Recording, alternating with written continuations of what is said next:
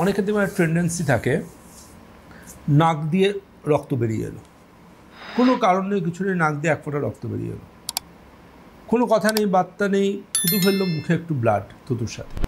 এই নাক দিয়ে বা মুখ দিয়ে বা শরীরের যে কোনো অরিফিস দিয়ে যদি ব্লিডিং হয়, that is the one of the paternal sign. অনেকে মনে করেন শরীর গরম হয়ে গেছে তাই নাক দিয়ে রক্ত পড়ছে। আপনি থার্মোমিটার দিয়ে ইউজ করে দেখেছেন কত গরম হয়েছে? 106, 104 কত ডিগ্রি গরম হয়েছে? শরীর গরম মানে তো থার্মোমিটার বলে দেবে আপনাকে।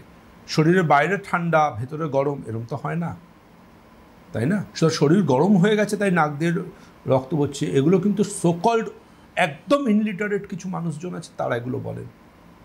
কিন্তু সবচেয়ে গুরুত্বপূর্ণ এটা সেটা হচ্ছে আপনাকে বুঝতে হবে যে আপনি কেন আপনার নাক দিয়ে ব্লাডটা বেরিয়ে আসছে। নাক দিয়ে ব্লাড বেরিয়ে আসা, মুখ দিয়ে ব্লাড বেরিয়ে আসা, শুধু তাই না, শরীরের যে কোনো অরিকল দিয়ে ব্লাড বেরিয়ে আসা। এমনকি যদি দেখা যায় পুরুষদের ক্ষেত্রে স্পার্ম বা সিমেনের সাথে ব্লাড আসছে, সেটাও কিন্তু কার্সিনোমা বা ক্যান্সারের অন্যতম একটা লক্ষণ হিসেবে পরিগণিত হয়।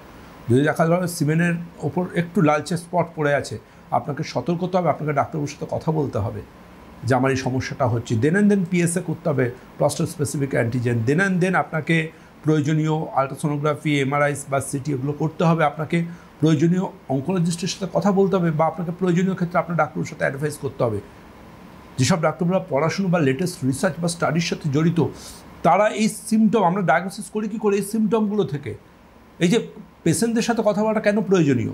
পেশেন্টের বাড়ির লোকের সাথে কথা বলাটা মানে সময় নষ্ট করা। যেটুকু কথা বলা দরকার পেশেন্টকেই বলতে হবে। পেশেন্ট যদি তার সমস্যাটা সঠিকভাবে রিপ্রেজেন্ট করতে না পারেন, আমরা ডাক্তারগুলো কিন্তু অনেকটা অন্ধকারে রয়ে যাব।